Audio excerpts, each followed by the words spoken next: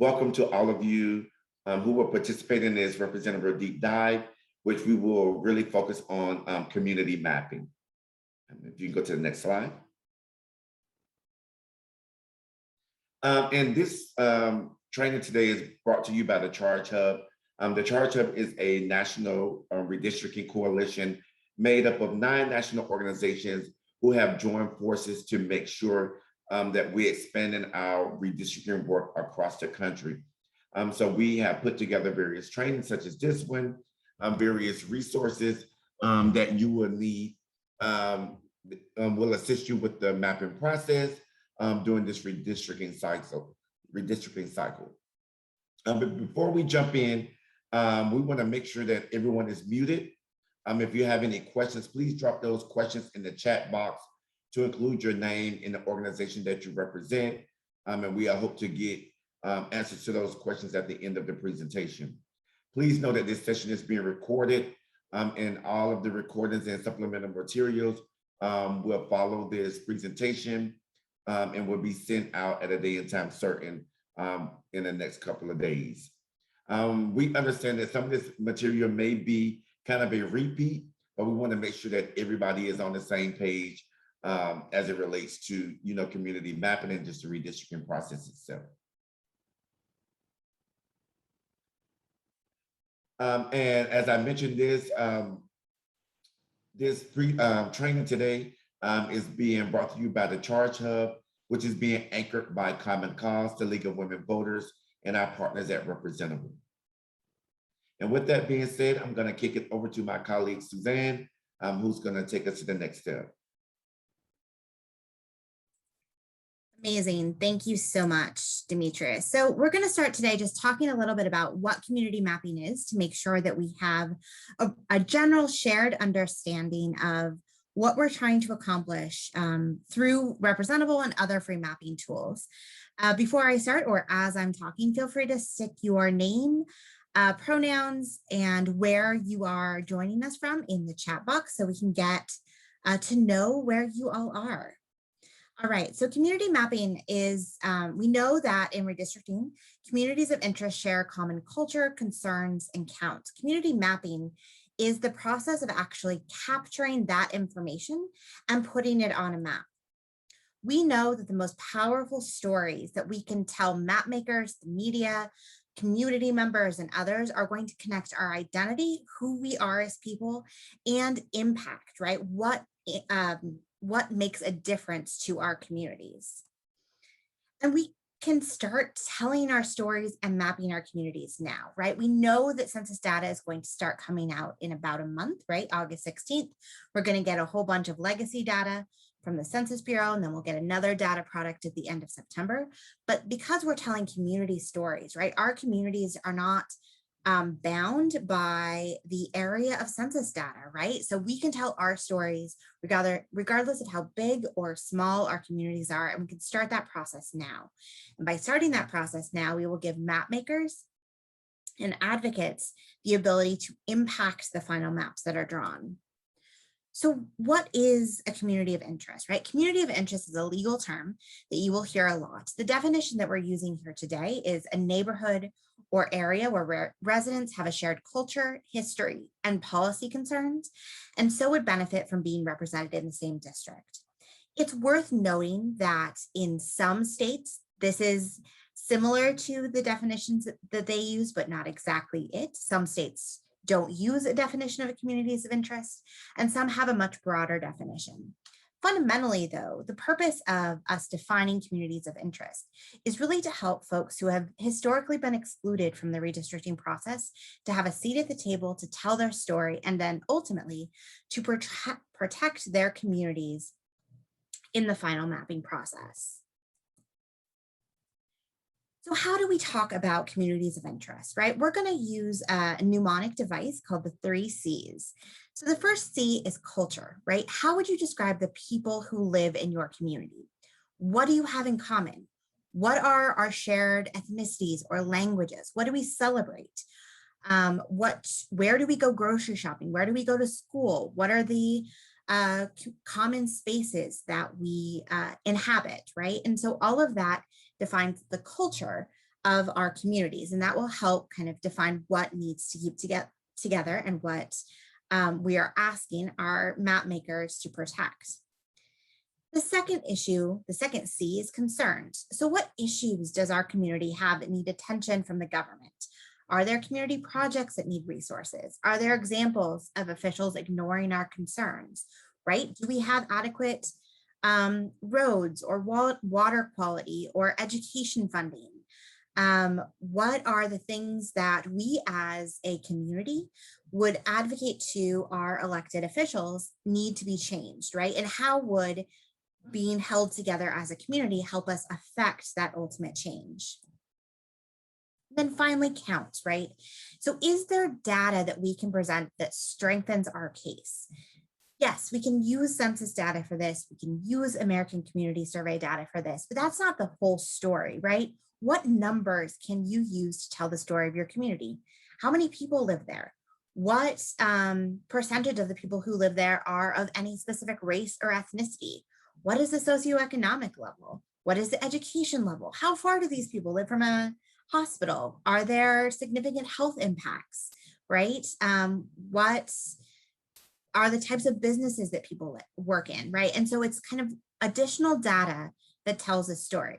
Now, I do want to be clear that not every community story, community map needs to include all three of these buckets, right? Culture, concerns, and counts. But we do know that to be effective advocates, the more round, the more complete the story is that we tell, the better we are going to be able to advocate for ourselves and our community. So I want to start by telling you a story of the Long Beach, of the community of Long Beach. And this is something that happened in 2001 and then 2011 in California.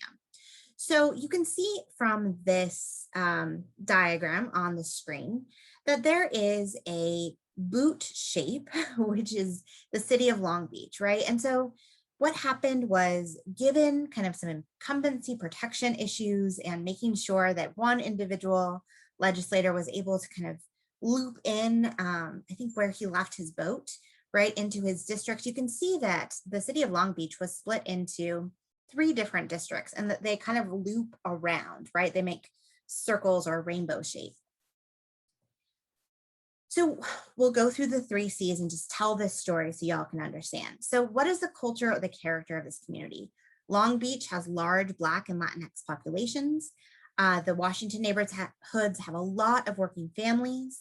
When there are community gatherings, you hear a lot of Spanish being spoken, right? So that gives you a sense of kind of what the culture of that area is. So what are the concerns? So in the outreach that happened in 2011, we met this woman, Mrs. Zazueta, who talked about, and I'm not going to read her quote, you can see it there on screen, but who talks about kind of the concerns that she has about air quality and her daughter, right? So her daughter is a child, she can't play outside because of the air quality. And the reason that the air quality is so bad in this area that's called Asthma Alley is because of the port and then the trucking routes that run right around it. But because Long Beach was split up, it made it more difficult for any single elected representative to really tackle that problem. So what are the counts, right? So you can see that this neighborhood is one of the poorest areas with almost 20% unemployment, some percentage of the population surveyed that there's at least one adult with asthma, and almost 20% is home to at least one child with asthma. So again, you can see how you're using the data to kind of support the story that you are telling about your community. So what happened? This one has a happy ending, which try to have all of our community testimony stories end with a happy ending. So community testimony, really, the community members in Long Beach in 2011 came together to testify about their community, right? And were able to convince the California Independent Redistricting Commission to unite the community into one district. And because of that, the representative that was elected was able to kind of address a number of the issues that they saw. So why does community mapping matter, right? We've talked about the 3 C's. We see kind of how we tell that story, but what difference does it make? So it's really easy, right? Community mapping or communities are the building blocks of redistricting. And I think you will hear this from the team from Representable later today as well, right?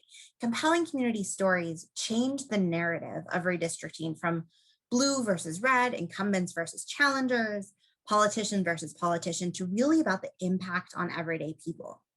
And so the community stories are important for the media, right? Important for whoever the map makers are, whether they are lawmakers or commissioners, and ultimately for courts to consider. Some of you may have attended our the charge training on preparing for litigation. And one of the things out of that training is the collection of community stories. So with that, I am going to stop sharing my screen. I am going to toss it to the amazing team from Representable, who I will ask to introduce themselves and then launch into a demonstration. Just before we get there, just as a reminder, if you have any questions, please don't hesitate to put them in the chat or in the Q&A box. We are collecting them and we will have time at the end to answer them. Thanks so much. Wonderful. Thank you so much, Suzanne and Demetrius. We're really excited to be here. So quick introduction. My name is Kyle Barnes, and I am a co-founder and executive director of Representable, which actually started as a computer science project at Princeton University. Myself and a few other students saw that there was kind of not necessarily an easy way for communities to map themselves and represent themselves in the redistricting process, and hence Representable was born.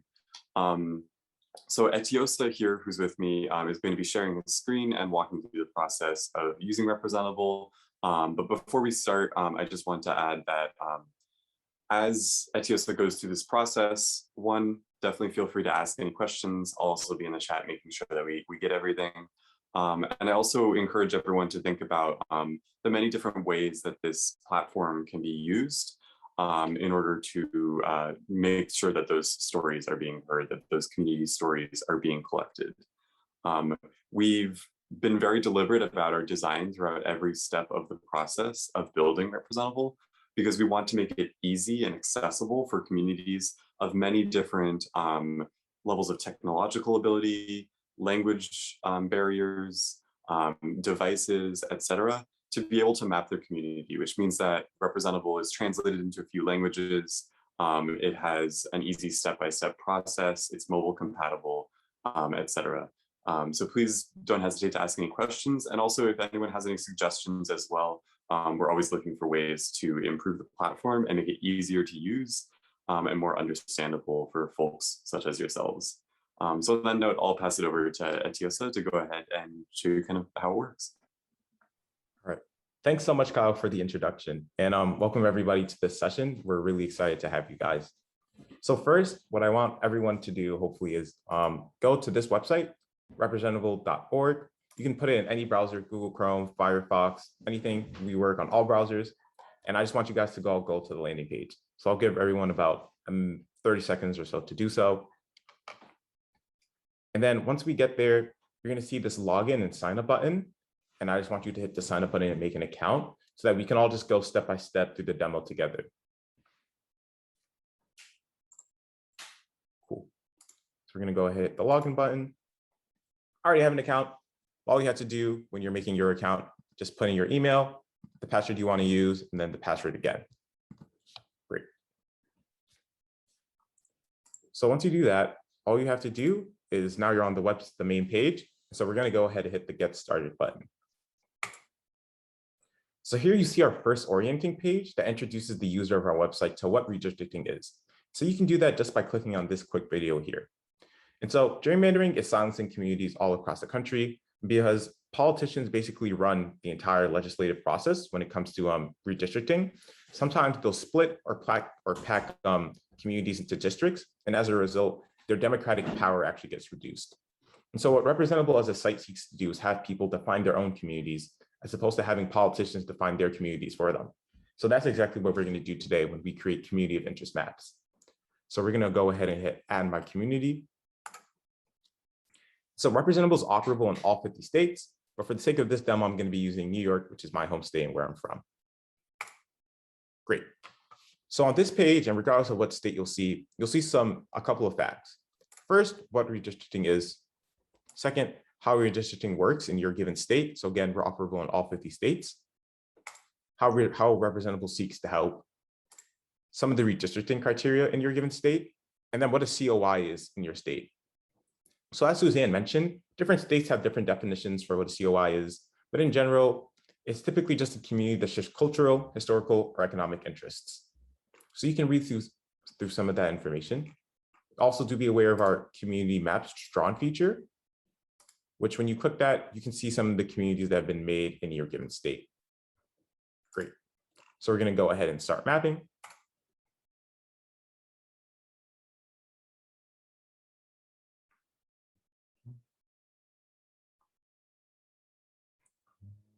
Seems like my site is a bit laggy today. Let me hit that again.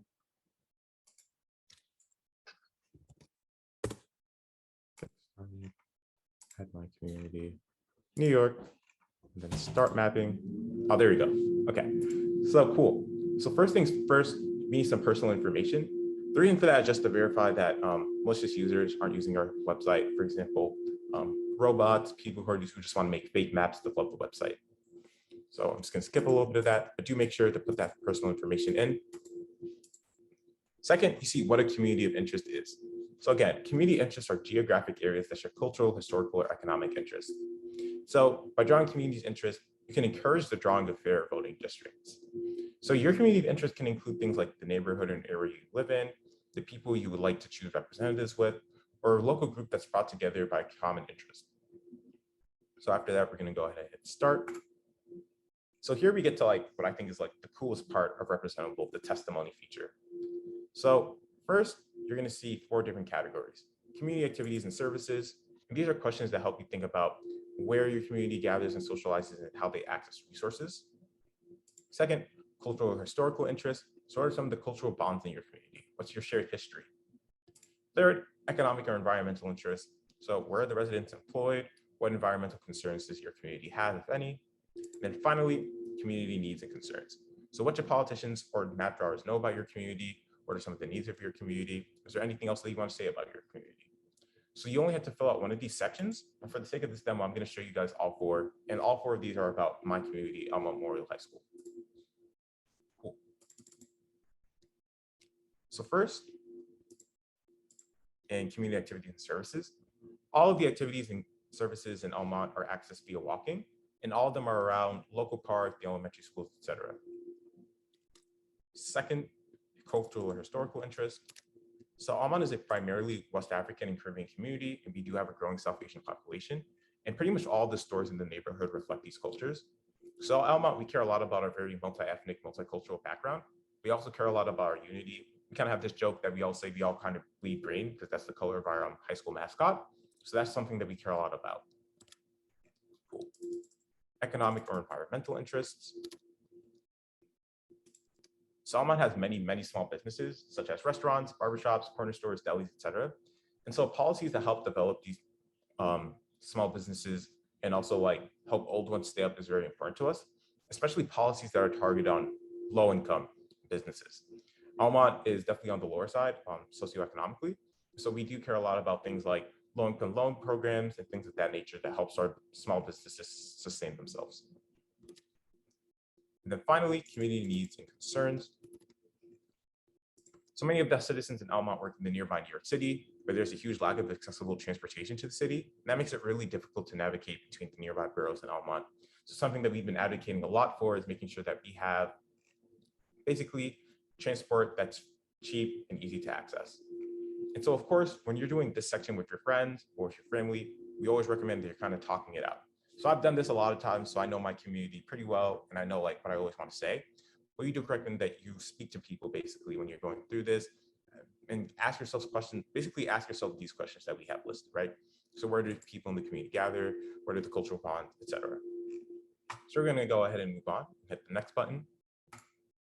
And here you just name your community. Always name mine after my high school.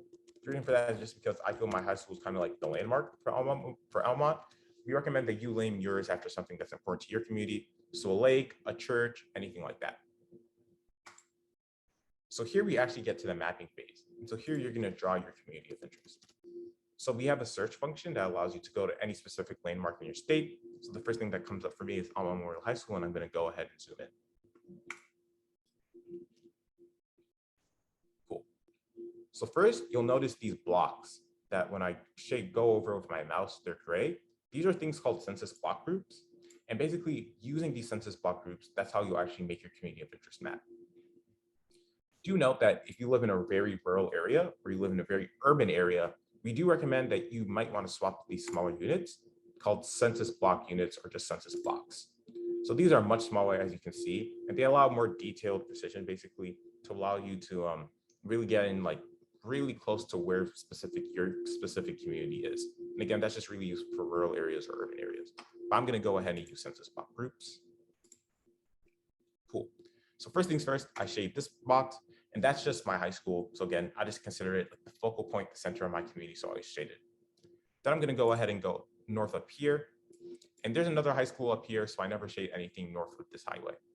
I'm going to go ahead and shade everything east of here. This is called the Cross Island Parkway. It's just basically equivalent to a highway. And everything west of it is Queens. Everything east of it is Almont. I have lots of friends and family who lives in Queens, but I wouldn't generally consider them a part of the Almont community. I'm also going to go down to the Southern State Highway. The reason for that is because there's another high school down there that different students go to typically. So I'm also going to shade these. This is the St. Joseph Hospital. A lot of people typically go there for their medical care. And this is always the final street I shade, Opal Street. That's because that tends to be when the Almont border ends and we get into like Franklin Square.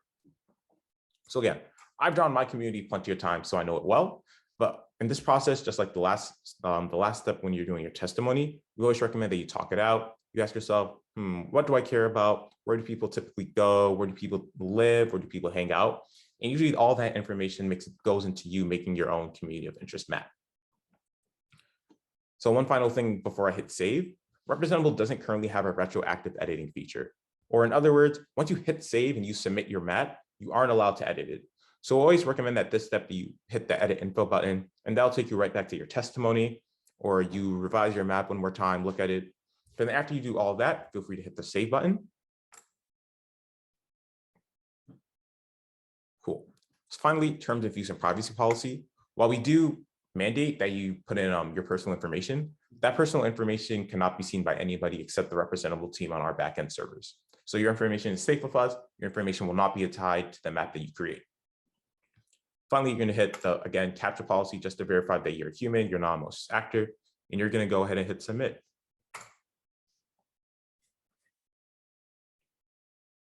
Cool.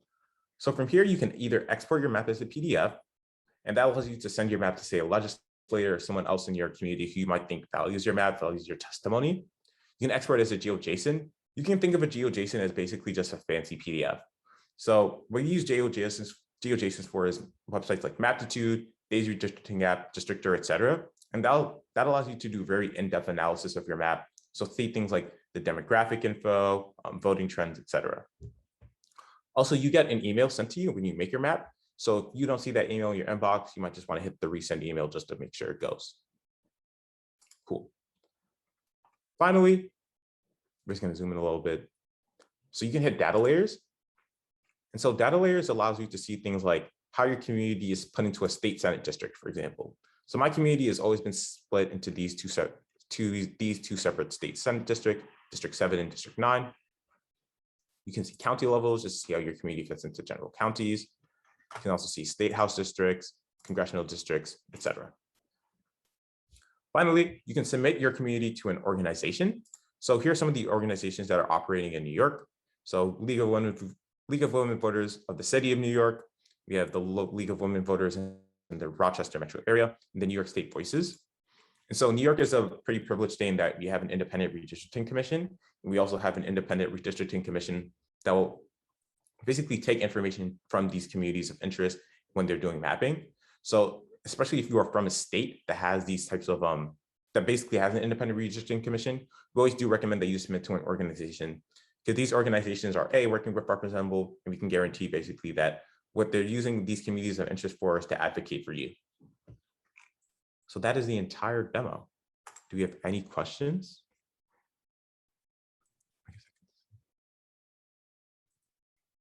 There are a couple questions in the Q&A. And I'm going to ask them now if that's all right with everybody. I'm looking for nods if that's okay. And then we can come back at the end as people have time to digest this, because I think that was a ton of really useful information. Right. So the first question is about, I think, the data layers, right? So it asks, it's from Christopher Kobe. Can the program include school district boundaries or neighborhood association boundaries or other types of, I guess, delineations as far as the data layers? Do you want to take that, Kyle? Sure thing, absolutely. So we do include school district boundaries in Representable. We don't actually have neighborhood areas currently for all cities, but we do actually have them for a few. For instance, we have wards in Chicago, and that came out of a request from some partners that we have in the state of Illinois. We show these boundaries after drawing the map for a very deliberate reason.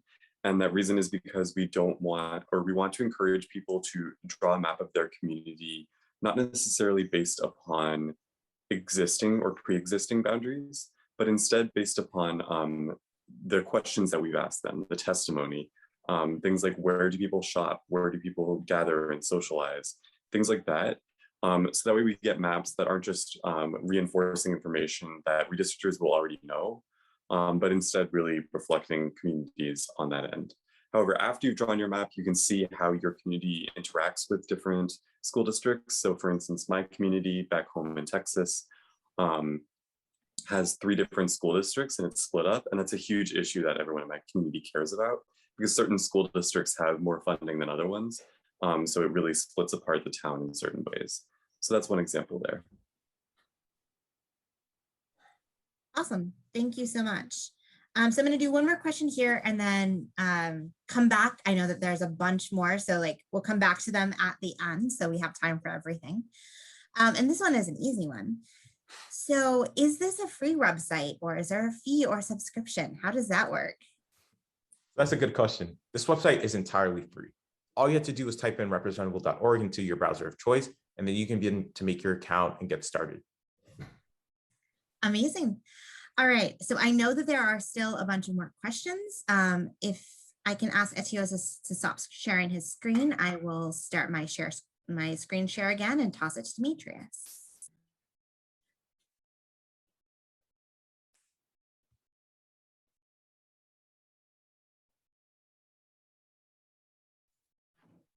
Thank you so much to the team at Representable for that awesome demonstration around the Representable tool. We think this is a really great resource that we can use to kind of map out what communities of interest may particularly look like for the communities in which we live and how we map that out and make sure that it's incorporated in our map drawing process. So thanks a lot for that. We know that there'll be many more questions, so if you can continue to drop those in the chat and we will get to them after this next portion of the training session. So we are finished with the map piece. Just want to talk about some of our advocacy engagement strategies. You always want to research who the final decision makers are in your particular state, whether it's an independent redistricting commission or whether it's through the legislator or some other redistricting authority. So you want to make sure that you are fully aware of who those individuals are.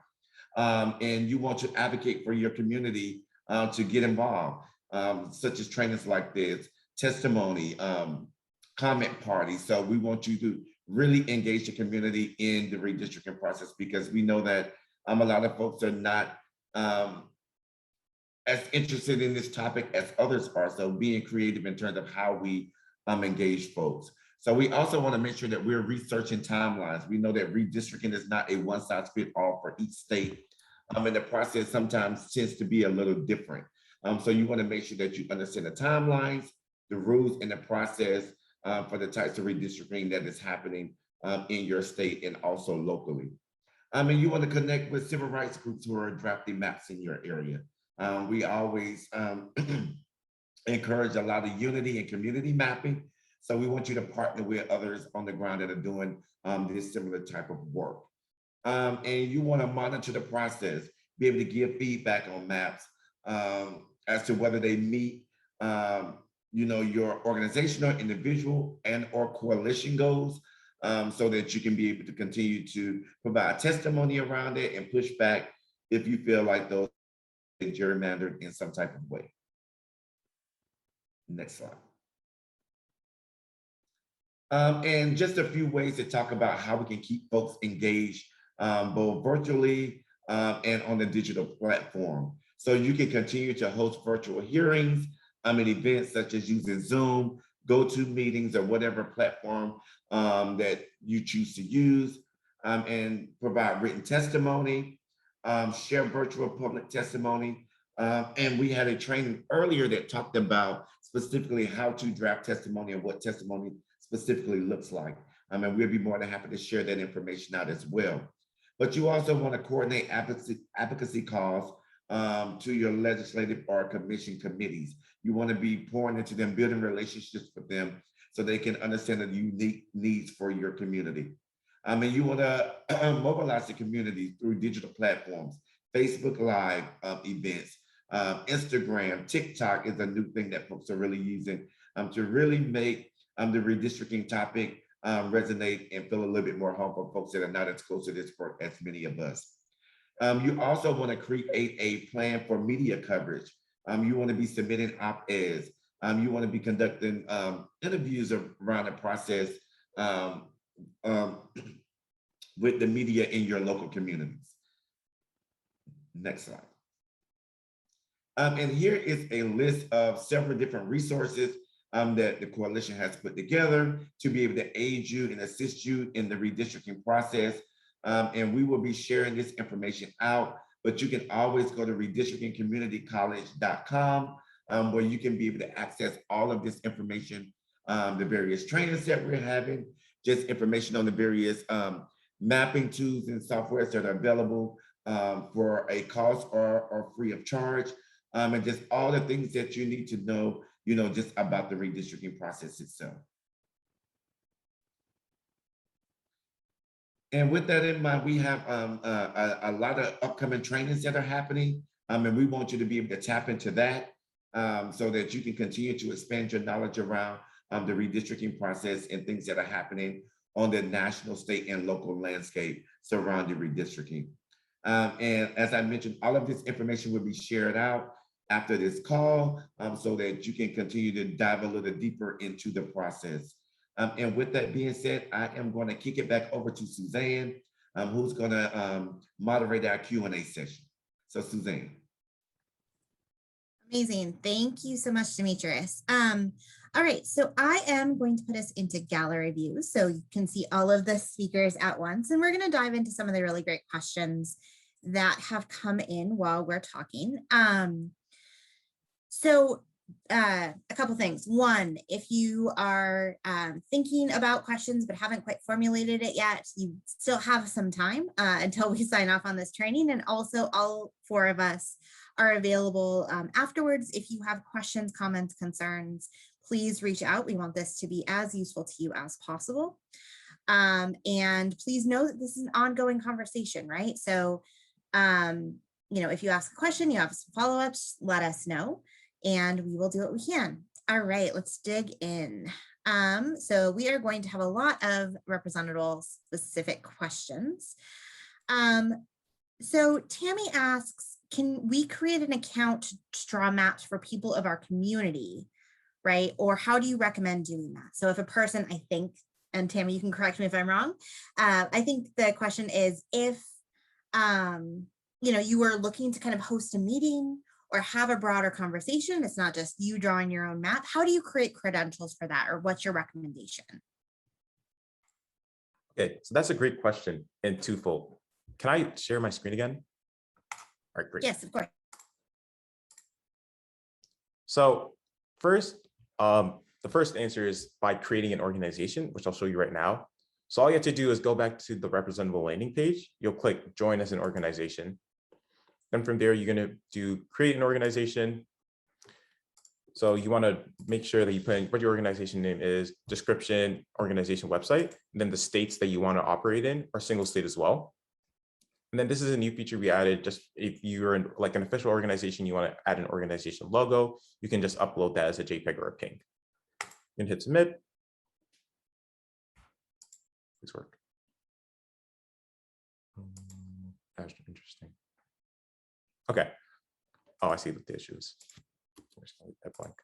Yeah, cool. So then you're going to go to your organization dashboard, which it will take you to right away. And then what you want to do is you want to create something called a community mapping drive. So in order to create that mapping drive, again, you just need that drive, the state that you're going to operate in, do a brief description, then census block groups or census blocks for your default. Again, urban or rural, we recommend census blocks. Suburban, we recommend census block groups. And then once you make that drive, all you have to do is copy this link. It's going to be under the Gather Submissions button. Copy link. And then when you put that into a new tab, what you're going to get is the exact same demo that I showed you. So as opposed to having to go through the landing page, you're going to go right to this part, which is like what redistricting is, how it's going to work in your state. All you have to do is hit get started. All you have to do is hit get started and then tell us about yourself. So I think the second part of your question, or at least a potential another answer to your question, and this is a question that we've received before, is perhaps making one account and then making all the maps through that singular account. So that's also possible.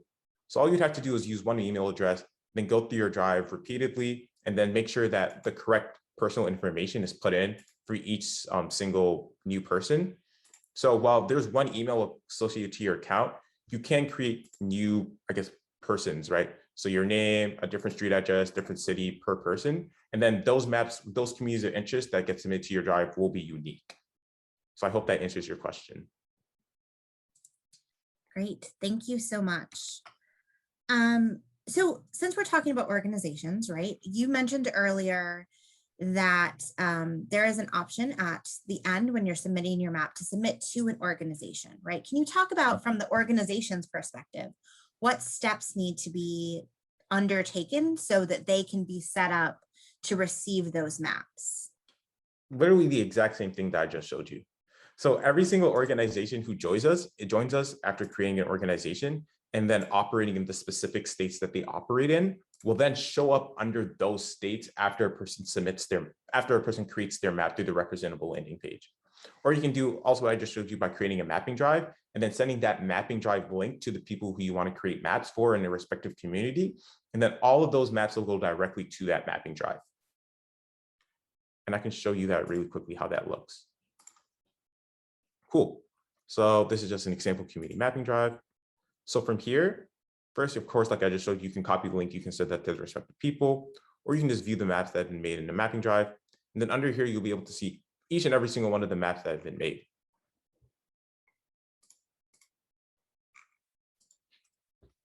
I hope that answers the question. Real quickly as well, Yes, sure. I'll just jump in and add something too, which is that you can see those maps overlapping on top of each other. So it's a great way to really have something without needing any extra technical knowledge to jump into Representable and see where communities are interacting. You can also see maybe what parts of the state or city or wherever you are, you might want to find more maps because you're realizing these communities are not mapping themselves. And then at the same time, you can also take a glimpse at the entirety of the state map page. So by going to those links, going to someplace like representable.org/map/ the abbreviation of your state, so your /map/NY, you can kind of scroll through the state, see where different communities are, see the testimony that they've shared. We want this information to be transparent and accessible so that anyone can look at it and can use that for advocacy efforts, no matter where they are in the state or anything like that. Fantastic. Thank you so much for that. So I have another question from Tammy. Do you have tribal lands or reservations identified? Yeah, we do. Yes. Yes. Is there, since you're sharing your screen, can you demo that really quick? Is there a state that you know has that loaded for us? Kyle, do you have one off the top of your head? Like, Yeah, if you go to Oklahoma. That's what I was thinking. I'm just going to switch that.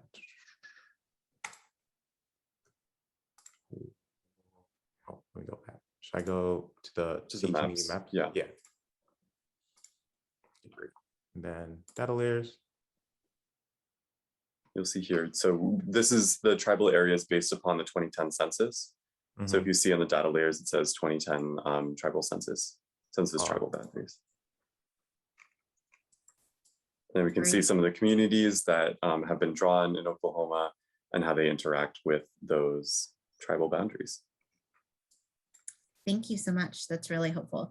I also think I just kind of want to highlight what you just did there, right? Which is you went to a state, you went to look at the maps that have been drawn, and then you can play with the data layers to kind of see how the communities that have been drawn in that area support kind of those data layers, right?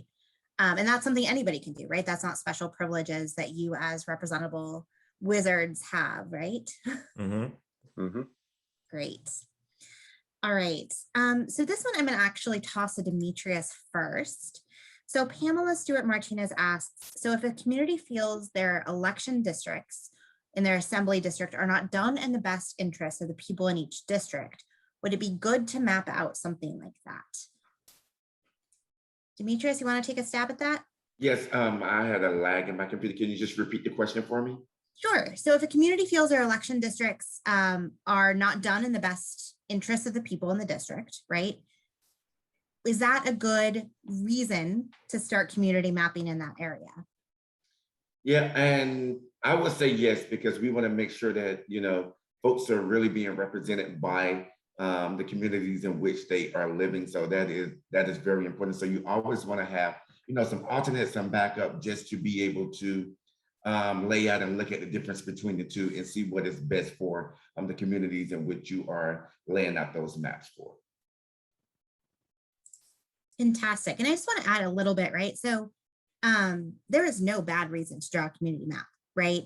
Particularly if the folks in your community or you yourself or your friends or neighbors are feeling like your interests are not being adequately represented.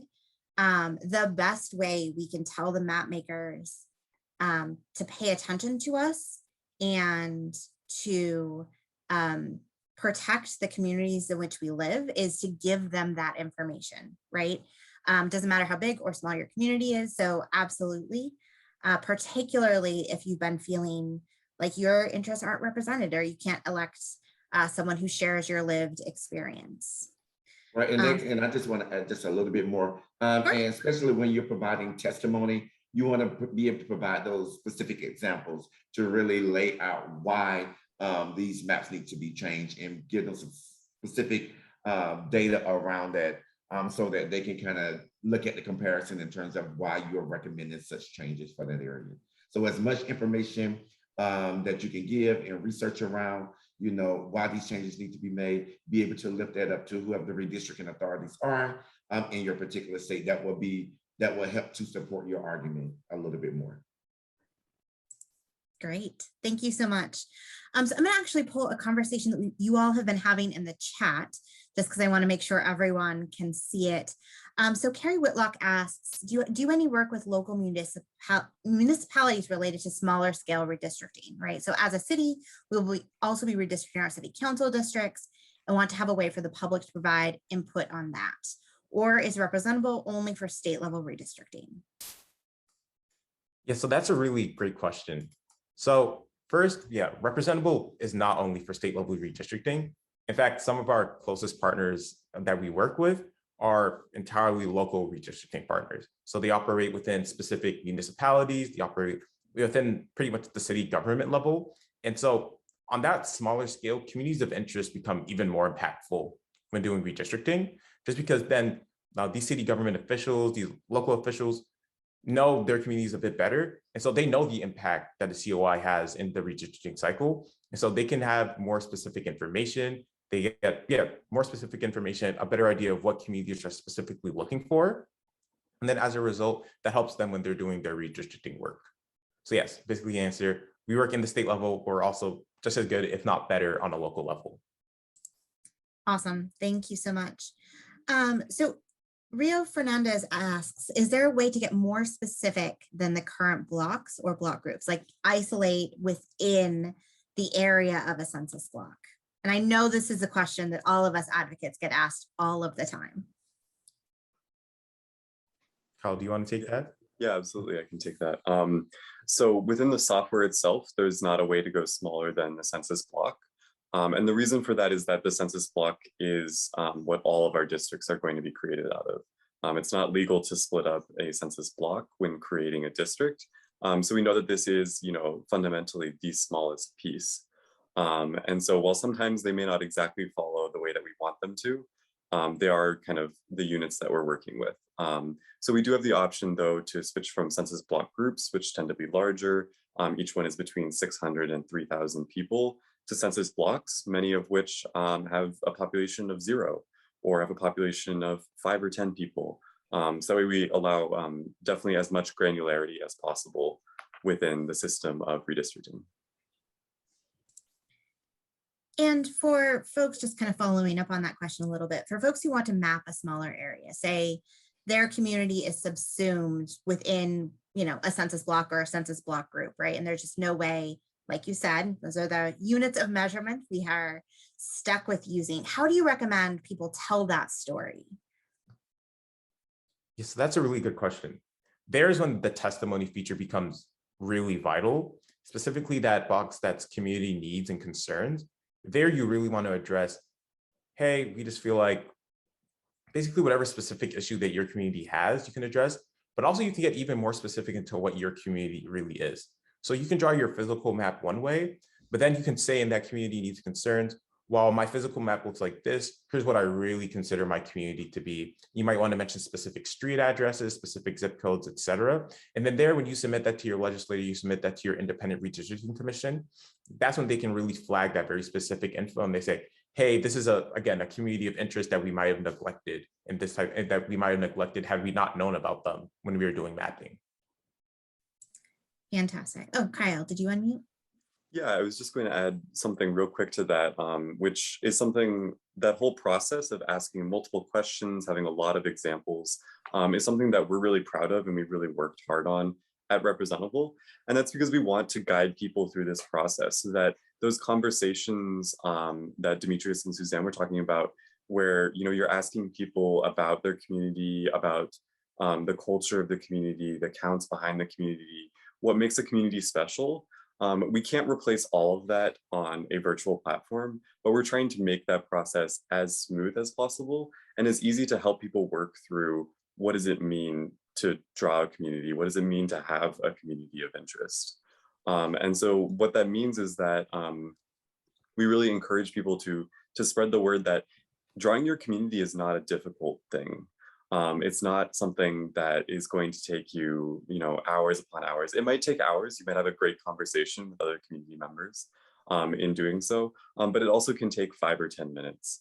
And so having a voice in the process can be that easy. You don't need to know about, the entirety of the state. You just have to know about where you live and the people you see every day and all of these things, the things that make your community special. So that's something that at Representable, we're really trying to get at the heart of what the interest behind a community is. I think that's so important. And that really highlights kind of, I don't know, I would say like probably both of the two most important things, right? One is that it is absolutely essential for this process that we have folks be the advocate for their community, right? I don't live in your neighborhood. I don't live on your street. I can't tell you what you need, and lawmakers or commissioners who are drawing maps also can't tell you what you need, right? So it's so important that we have those conversations. And then it also highlights that second point, right? Like I can tell you what my neighborhood looks like from my perspective, but my perspective only. And so both Etiosa and Kyle and Demetrius, we've all talked about kind of this importance of having a conversation, right? The community part of community mapping is absolutely essential. And sometimes it is a really interesting conversation, right? And you're learning about kind of the culture in which you live, which is always fun, always exciting, but ultimately is going to lead to a better product at the end. So I want to shift a little bit and talk about some like outreach strategies and communication strategies. So Timothy Hughes asks, as we're planning our individual outreach strategies and tactics, what best practices do you recommend around social media? So I'm going to start with Demetrius on this one, and then I'm sure we all have things to contribute to this conversation. Yeah, thank you, Suzanne. Yeah, social media is a really great way to really engage folks, especially because we found ourselves in this virtual space and folks are kind of slowly going back to some face-to-face engagement. Social media is still kind of a way to go. People are now really into the whole TikTok, so making a lot of TikTok videos, doing, some Twitter storms, or also, just some Facebook Live events. So just being creative in terms of what you think will be, most excited for the folks in your community to really get involved. So, your community, what they bite onto. So just using that and thinking through what other creative ways you can engage folks, whether it's social media. So in the event that you feel comfortable and you have decided to do some face-to-face engagement, that's always a great way to engage folks. But you always want to make sure that folks are really telling their story, really self-identifying the communities in which they live. And that could be captured on TikTok or social media, or if your organization lifting that information up on your website, including that in newsletters and that sort of thing. So using all the things that, technology pieces that we have at our fingertips to really expand the conversation and really get folks engaged in the redistricting process. And I know that other folks will probably want to add on to that, so I'll kick it back over to the team. Sure, I'll take the next crack at it, but I know that everyone's going to want to jump in. So I think when we're talking about social media, we want to be fun and we want to be short, right? We know people don't read paragraphs on social media. We know people read bullet points. They like emojis. They like kind of short, pithy, fun statements. And then when it comes to messaging, I think the things that, there has been some messaging testing on the national level, and a lot of the things that we know work are messages about our community and about our collective power as people to make a real difference, right? We need to make this seem urgent. These are maps that are going to be in place for the next 10 years. This is our opportunity to make a difference, but we also need to make it feel possible. Right? Coming together, drawing community maps, having these conversations is the way that we, the people, can have power in this process that has been traditionally done behind closed doors.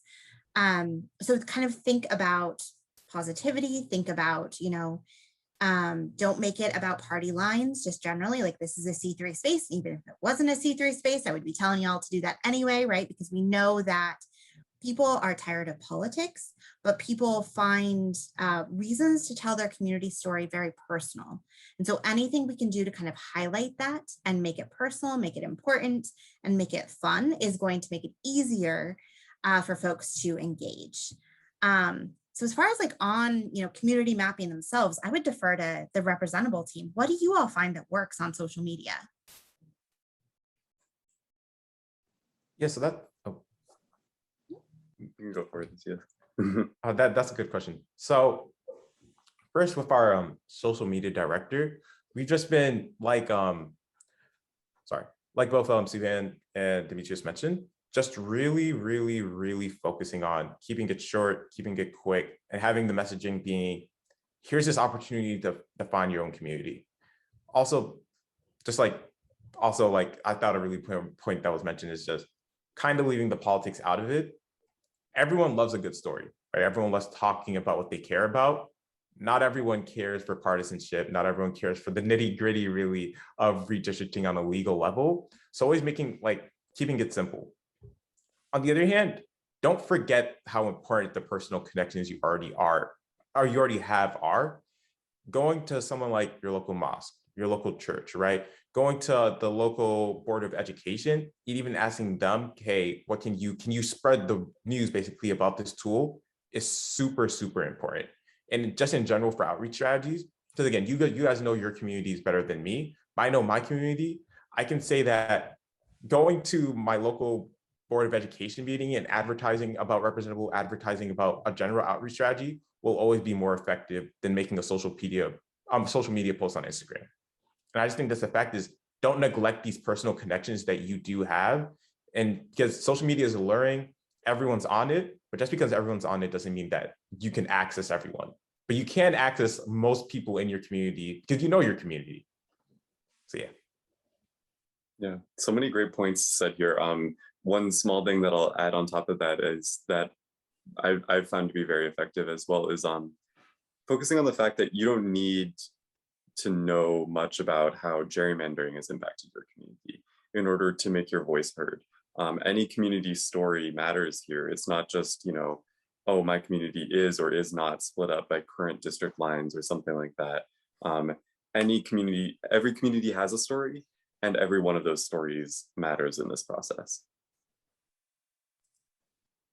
And on that note, I think I am going to, it looks like we've answered most of the questions. If we haven't gotten to your question, please feel free. I'm going to stick my email in the chat. Feel free to email me and I can connect you to any of the experts we have here today. Thank you all so much for coming. I think this has been a really great conversation, and thank you particularly to Etiosa and Kyle from the Representable team for taking your time out and for doing the amazing work to set up Representable and provide this platform for folks to really tell their story. I just want to remind people that we will be sending out the recording, the slides, the supplemental information, and also to check out redistrictingcommunitycollege.com or commoncause.com or lwv.org in order to find additional information about what's happening and to stay in touch for future trainings. And with that, thank you all so much, and we will see you all soon. Thank you. Thank you.